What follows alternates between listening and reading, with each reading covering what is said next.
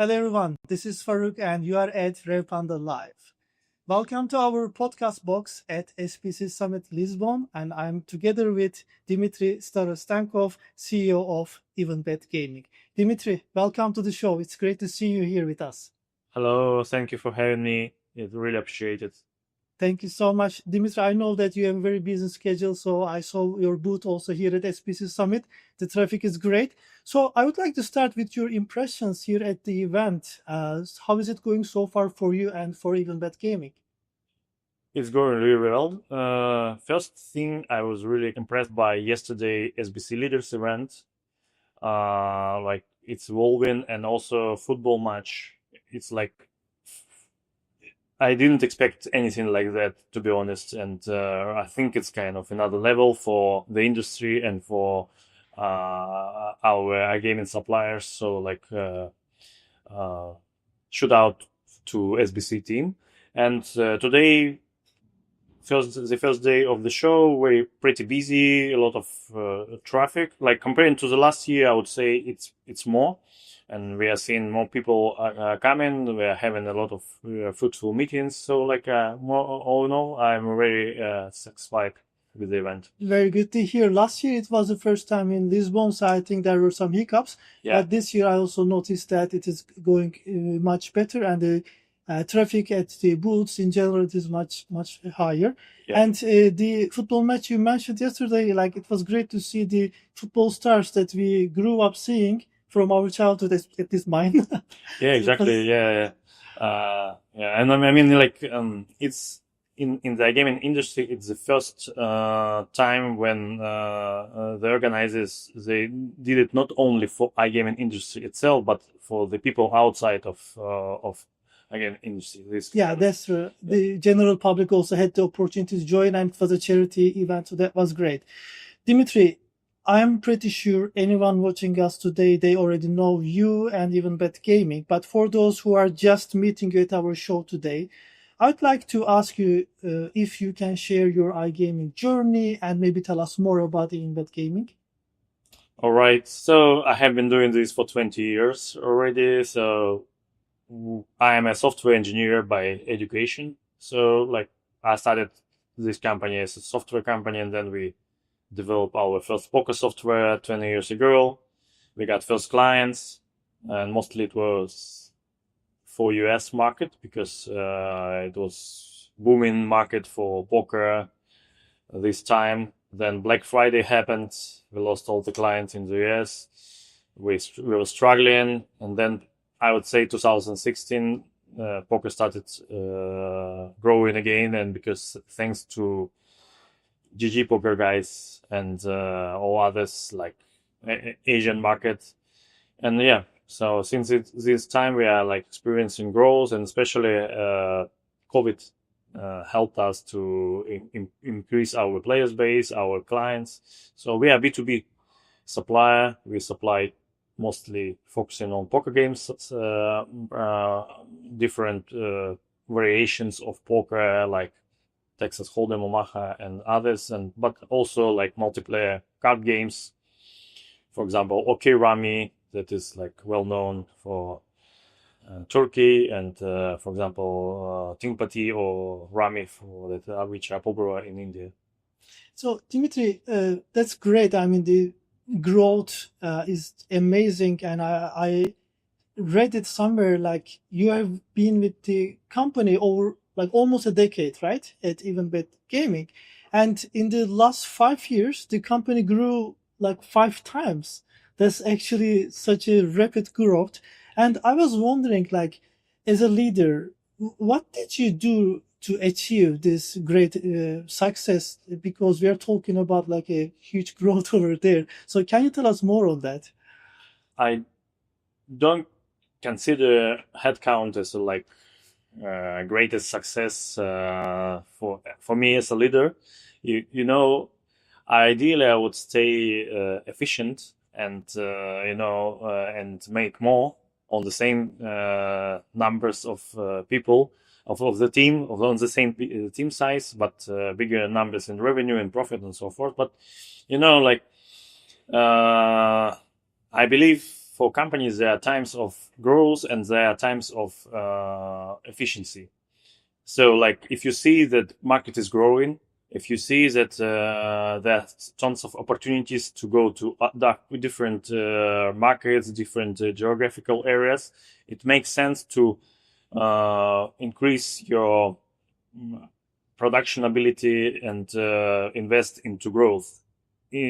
And for sure, you will lose efficiency because you can't do at the same time grow and work on efficiency. But then once you growth is like already settled, you can focus on efficiency. You can think how to produce higher revenue on the same team size and so forth. So like growth, efficiency, then growth again. So like I think if you do in this way, then we can always continue growing as a business.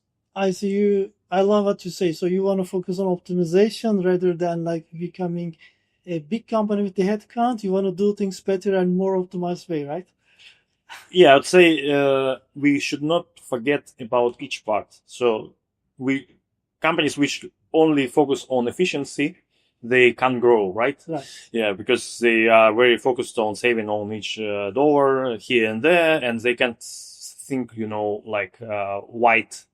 And companies which are really focused only on growth, they're losing efficiency and they could be vulnerable for crisis and so forth. So so how to do it how to combine both this and that. So my recipe is like you can do it at the same time both, but you should understand which time you can grow and which time you can be efficient. I think it is important to find a sweet spot over there, and this is what the leaders are doing. So I see that it has been handled very well on your end. Thank you. Dmitry, let's talk about poker. This is like the main niche, of course, at EvenBet Gaming, and in the market, poker is often seen as a particular niche, right? So when you compare it with slots or sports betting, so how do you see online poker fitting into today's iGaming ecosystem? And maybe you're the best person to answer about like what unique value does it bring for operators? I love to talk about this all day. Yeah. So poker nowadays still is the only iGaming and gambling vertical that is different to sports betting, casino, or lottery. The difference is that first, poker is the only vertical that is still based on skills. So players really can win based on their skill, not only pure luck. Second, it's the only vertical where players communicate, where players really are proud of their growth as a player. They are really proud of their winnings. They are really even proud of their losses, and they really want to share this experience. You can't imagine any casino slots player that is very keen to share with friends and about this. Like mostly it's like lonely game, right? Yeah. But poker is a different story. You can see there are tons of forums about poker, but not so many forums about casino games. So poker plays, I think, from this perspective, significant role in iGaming ecosystem, bringing this social element into iGaming, bringing interaction, bringing a learning curve to players. So, and I believe that makes poker special, and that can be used by iGaming operators in a different, very efficient, very nice ways to increase retention, LTV, to entertain players in a better way. So poker could be like a glue for operators that sticks players to play online more. Actually, Dimitri, you really pointed out something very important. It's like when it is luck-based kind of an activity or a game, you're right. Nobody will talk about it. Yeah, But if it is skills based, definitely people will have stories and they will share in the community. And also, the nature of poker is all about like talking and so on. Even doesn't matter you're online or you're sitting at a table. So that's a very well observation. And we were talking about the values, that operators are getting. I want to bring you kind of a case. So let's say that there's an operator, they have got slots, they have got a sportsbook, but they do not offer poker. So how they can fit this into their product without making it some kind of a, like a side product activity, let's call it. How do you think they can achieve, the introduction of poker in their, operations?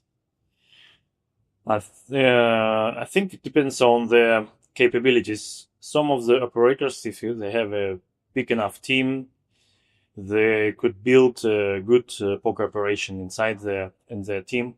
But mostly like medium-sized operators, I think the best way for them to rely on service providers like EvenBet, which can provide not only like game itself, but also like operational service. So like higher value added service when we could give support and poker room management to casino operators, and then really focus only on using poker as a retention tool.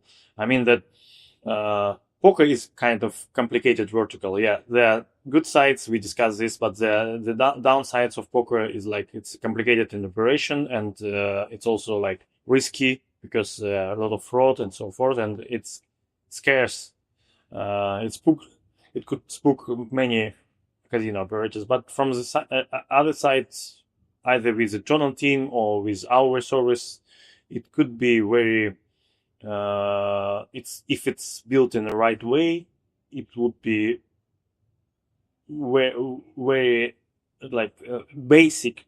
It could be very basic thing for the ecosystem to keep players running around the casino. So I have these use cases from our clients when they start as pure casino and then sports books, and then but when they understand, okay, we need to something else to keep players in our website, and then they integrate our poker, and then they put this not as a like somewhere down on the menu and players can't find it yet. No, they put it on the top menu, they promote it, and they really use poker as acquisition tool, as a retention tool. So the use cases demonstrate us that it's working.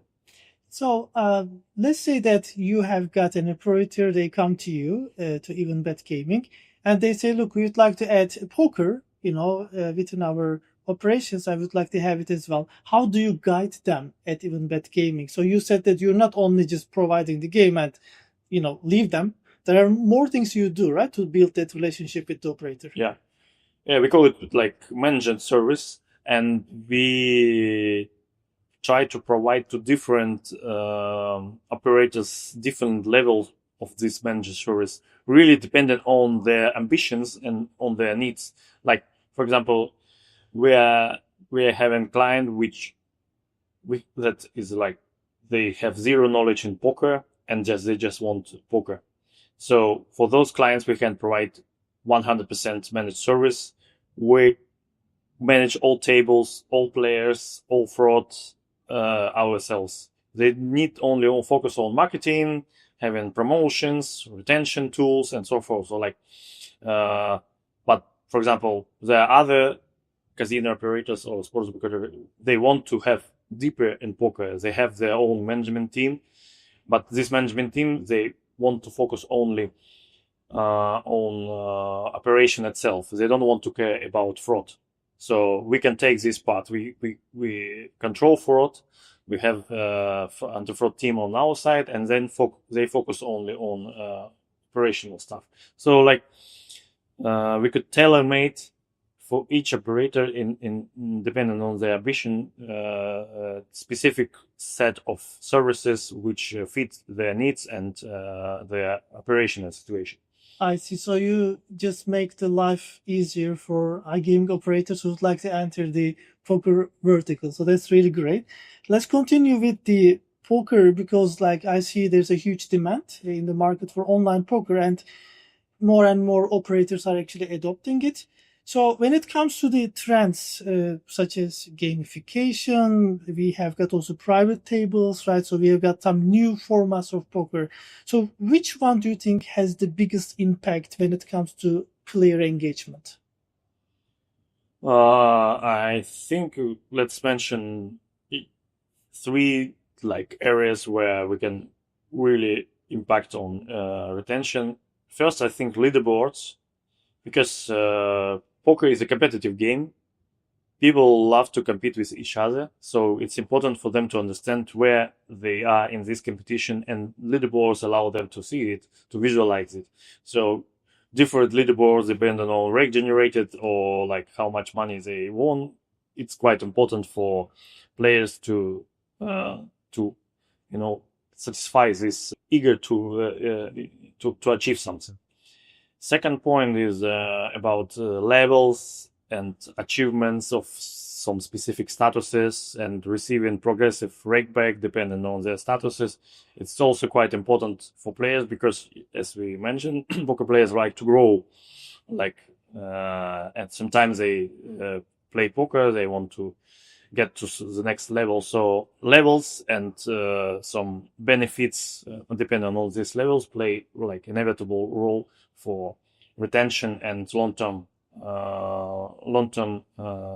gameplay in poker. And the last one, like missions and bonuses connected with these missions, like for doing different activity inside poker rooms, would give to operators ability to introduce new features to players, to give them new variations of poker games and so forth. So like it could be mission to do different tasks on the way and then get different rewards on the accomplishment. So like I think these three like retention tool would work great. Dimitri, I noticed one thing. Like since the beginning of our conversation, you mentioned retention a lot. So I actually would like to hear about retention tasks that you have got because it is pretty different than the retention activities that you do at sports betting or slots, right? So I was wondering, like outside of the bonuses, because this is very typical, of course, what really keeps the players coming back, according to you? As I mentioned, for example, daily tasks. Yeah. And in poker, it would be very different compared to bonuses. Like play 30 hands in Omaha. Tomorrow you get another task. Play three rolls in Texas Hold'em. And then the next task, generate that amount of rake. Then next task, get this combination of cards. So poker gives really different variety of tasks and engagement tools for players compared to casino or sportsbook, in my opinion.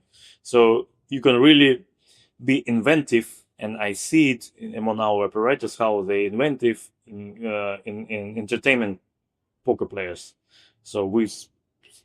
And they are very inventive in finding new ways to give them these tasks and activities. And one thing that I noticed in our industry, like almost all leaders are asking the same question, like how can we attract new players? And the players should also come from the newer generations because poker, yes, it's kind of one of the oldest games that we know in the market, but also we have got Gen Z, for instance. So you'd like to turn Gen Z into poker players. So are there any specific things that you can suggest for operators to really have the Gen Z, playing on their website and play with them these poker games. So I wonder about your suggestions over there. Let's say first we discussed that poker is a very social and community-based games, and just consider this and think about Gen Z and millennials. What is their number one priority? It's socialization, right? It's they love communities, they love to communicate and so forth. So like I think poker also is a very old game, has a perfect fit with these behavioral habits. Like with poker, even new generation can find a lot of fun playing together, communicating, and so forth. And we are seeing this. So like there are a lot of young players coming to poker, and it's not like it's a game of old guys sitting on the poker tables. Yeah, you can check all the tournaments. There are different ages and even different, even female players, are coming to poker. So like, I think poker is a great fit for this new generation, but it's important to evolve poker game in order to satisfy their expectations. They don't want like 20 years ago just to sit in empty room. I mean, online poker, like just table, and you focus only on gameplay itself, no interactions, no chats, and so forth. Like you are a professional player, you're a serious guy, and so forth. But nowadays they want to interact, they want to chat, they want to send emojis, you want to throw objects, all this fancy stuff around and poker, because poker is not only game to like win. Poker is also a game to socialize. So like, yeah. So you just mentioned about the evolution of the game. Yeah. So it's kind of like poker is reinvented over time, because there's like, we know there are social apps, streaming right now is very important in poker. You mentioned community-driven activities a lot. So I think these are some of the ways that probably new players will be entering in the zone. Are there anything else that comes to your mind, like to make poker a bit more attractive for not only Gen Z, but for everybody, and having more people playing it? I think we need to, as I mentioned, to think how we can make poker like quicker, to have this 10 seconds experience for players, like that they can jump in, have some fun, move to other activities. So like, this TikTok approach should be also adopted by poker, like, and then this would be successful. And also, I mentioned influencers and streamers. Like, also for poker, it's kind of it's very important to stream poker and to be on this trend. But as you can see, even when streamers stream slots, there are slot streamers, you can see very often they have, together with the slot game, they have on the screen poker table playing some poker tournament at the same time. So I think poker is a very natural game for streaming and even for group streaming. So like, imagine now it's becoming more and more popular group streaming, right? And in group streaming, poker fits very well as well. Like all these streamers, they can sit together on the poker table and play against each other and stream at the same time on their own audience. So like, I think like adapting poker for streaming consuming behavior, it's quite important future trend. You are talking about tournaments, and I know that EvenBet Gaming is actually actively involving in the tournaments. Even you organized one recently, as far as I remember, right? Yeah. So how was that experience? Can you tell us more about that activity? Yeah, we believe that also that live poker events and online poker it's not, we should not forget about live poker events, because for players, it's inevitable to meet with other poker players in person and play in live in compared to online environment. So it should be smooth poker experience for players playing online, and at the same time, from time to time, meet at some physical point and play against each other. I just mean that live events is an important supplemental, it's important part of the poker experience for operators and all poker players. And considering this, we are trying to develop our own presence in live poker events. And for example, we are operating our own poker network Replay in European region, and we also organize poker events under this brand, and so like tournaments, live tournaments, and we also strongly encourage our operators and partners around the world, when they consider poker operation, they should also consider this together with live events, because live events create additional activity for poker players and additional social interaction. Absolutely. So, definitely things are going to online direction. Everything is digital, but that experience sitting at a table and socializing over there, so it's completely something that people will stick to. Yeah. And it is even for us the same thing. So at our group of companies, for instance, we organize on-site events. Yes, we know we have podcasts, we can do online meetings and so on, but the handshake, the feeling of that handshake will never be replaced by AI and so on. Yeah. So I definitely get what you say, and I love it. As EvenBet Gaming, the poker tournaments and so, they are not the only things that you do. You also go to a lot of iGaming expos around the world, and you're actively working in most of the popular iGaming markets, in multiple markets already. So I know that you also have, Dmitry, a particular interest in emerging markets. So I was wondering, like, which regions do you see as the hottest spots for poker right now? I would say Asia is the biggest market, emerging market for poker, in my opinion, and Africa is like untouched territory for poker, and I believe it would be anyway a great market for poker. Although it's going to be a long way to teach people how to play poker, to create communities, create audience there for poker. But we think that what is important about poker is the learning curve. While it provides for players this learning curve, when they can start from zero and they can achieve something, it would be popular and it will get new players and bigger audience. So,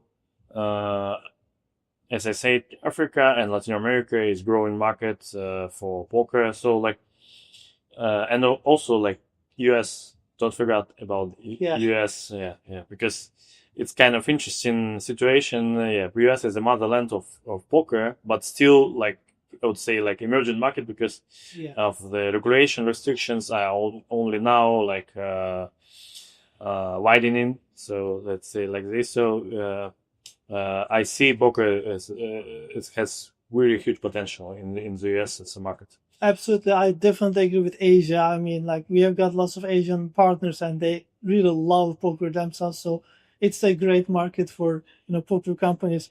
Dmitry, before we wrap it up, what's next for EvenBet Gaming? Do you have any exciting projects or launches that you see in the future? If you can share them with us. Yeah, I would definitely share that we are launching a new product in November.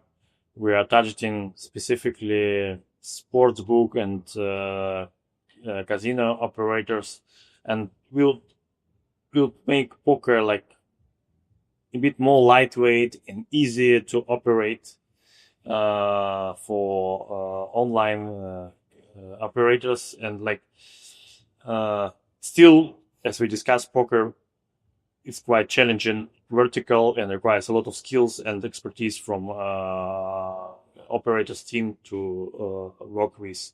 But yeah, so now we will release on the market like quicker product, lighter product, easier to operate, less demanding for risks and anti-fraud teams. So, and this product will be a great addition for retention tools for sportsbook and casino operators. So we are trying to evolve our